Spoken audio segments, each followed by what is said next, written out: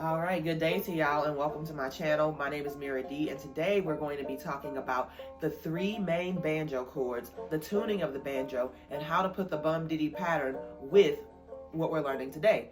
So if you look at my last video, you'll see that we learned about the bum diddy strumming pattern, which is the most common pattern that is used for clawhammer banjo and for old time style.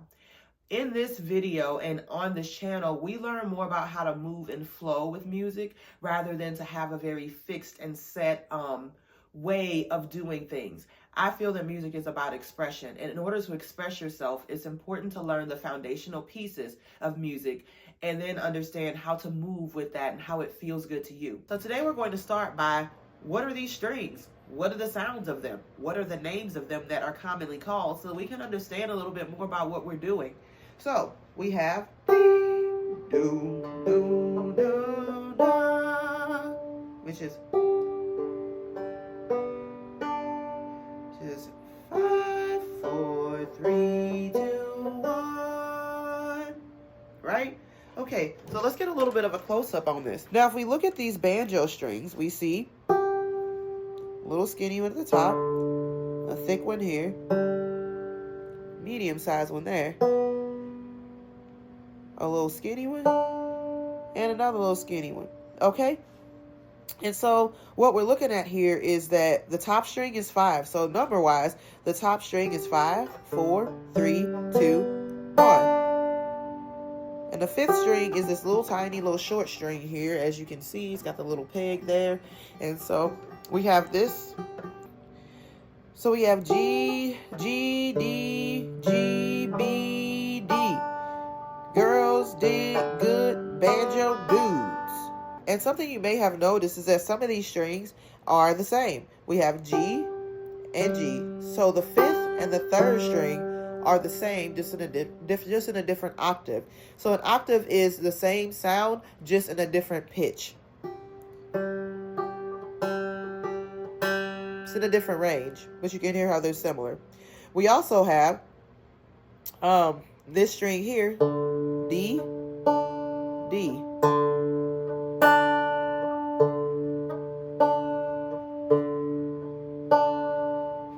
To get ahead of myself a little bit, the greatest thing about knowing that those strings are the same is that when you actually start playing music, you know that anything you can play on one of those strings, you can play on the other, and it makes you sound a lot fancier than you actually are. But we'll get to that a bit later.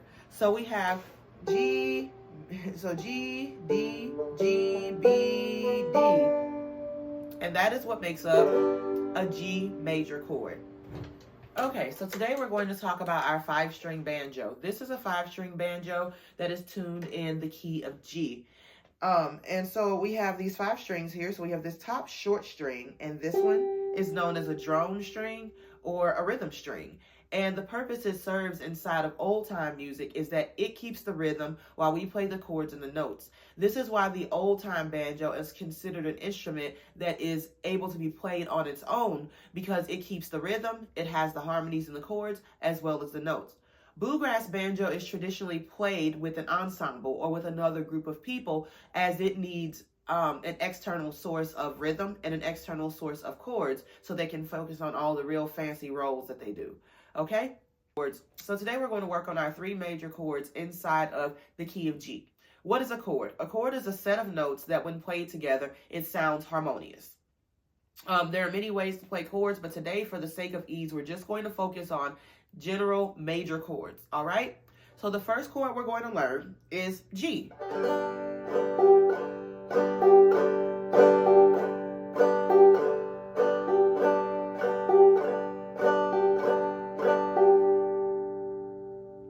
And I would like for you to pause this video and stop and play the bum diddy pattern that we learned in the last video with just the open strings. Do that about 4 times and then come back to me.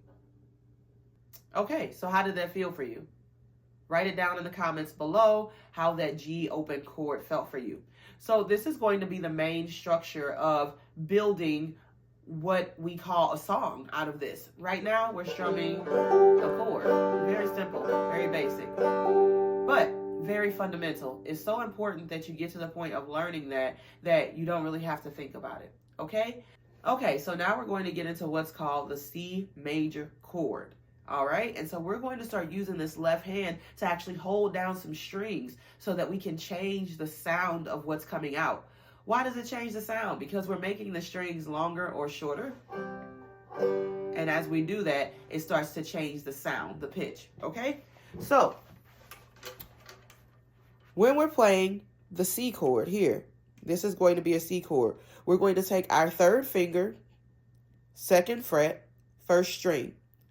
We're going to take our first finger, second string, first fret, and our third finger is going to go all the way over here to this thick string, and it's going to be on the second fret, fourth string, right? So it looks like this, if you can see. And what you want to do is use the tips of your finger, essentially, to hold it down. This works best if you don't have any fingernails. And so you're going to use this to hold it down. And put enough pressure on there. You know, with banjos, it doesn't hurt a lot to put your fingers down as it does with a guitar. But it is still going to take some practice to get this to sound very clear. So what does this sound like? All right, let's hear it.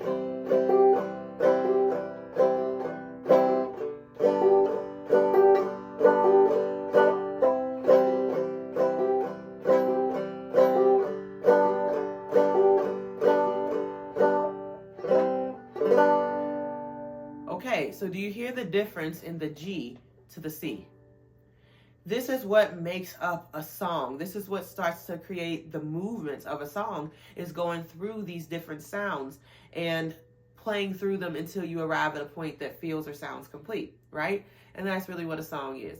Okay, so that is our first chord that we're going to learn. I would like you to pause this video and to practice strumming the bum ditty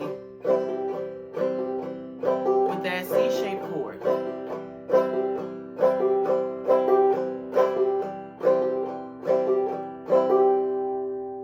So the first thing you might notice is, oh, I feel some buzzing, like, oh, my string isn't making any sound. So what I would like for you to do is to actually go through and individually pluck those strings, okay? And hear which one is not ringing out. And so there's a lot of reasons that this can be happening. One of those reasons is sometimes our finger is actually touching one of the strings because we don't have our fingers upright, like, you know, upright as in, see how I have them, you know, the tips are touching. And so sometimes we don't have that if we have a finger that's kind of laying back a little bit. We get a sound like this. Or maybe we're not pressing hard enough on a string and it's giving it a bit of a muted sound, okay? So check yourself and you'll get used to it. Just take some time to practice this week, because as you practice, you'll start to find that you get a little bit better, and your own self-awareness, your own body awareness gets you into a space of what needs to adjust and what needs to change for that sound to come out. Remember, this journey is not about perfection. This journey is about learning. This journey is about connecting to your own body, which is your own instrument, and then to this instrument as well. And so you'll learn just as you do with a friend, just as you do with another human being, what works and what doesn't work, what feels good, what doesn't feel good, you know. And so that's the biggest part. Okay, so the next thing we're going to learn is the D7 chord. And so don't mind the 7 right now. We're going to talk about that a little bit later, but we're going to learn the D7, and then I'll tell you why we're learning all of these chords specifically for this key, okay? So D7 is going to take the first finger on the second string in the first fret, and I'm going to take the second finger on the third string in the second space. And so as you can see, we have all the rest of our strings open, but just these two are pressed down with our fingertips. Again, remembering that finger, stand them up tall, all right? And that chord actually sounds like...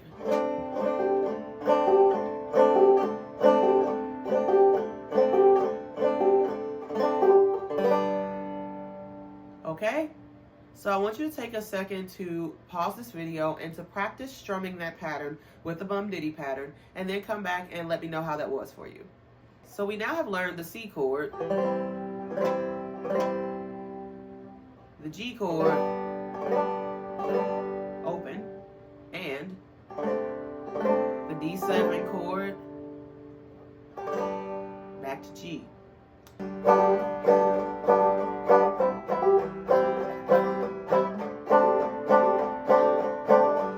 So that is what we will focus on this week. So hopefully by next week you're a little bit more comfortable with playing the bum ditty, and we can actually start putting together some songs and learning the G major scale. But until then, I'll see y'all. Thanks for tuning in. Peace.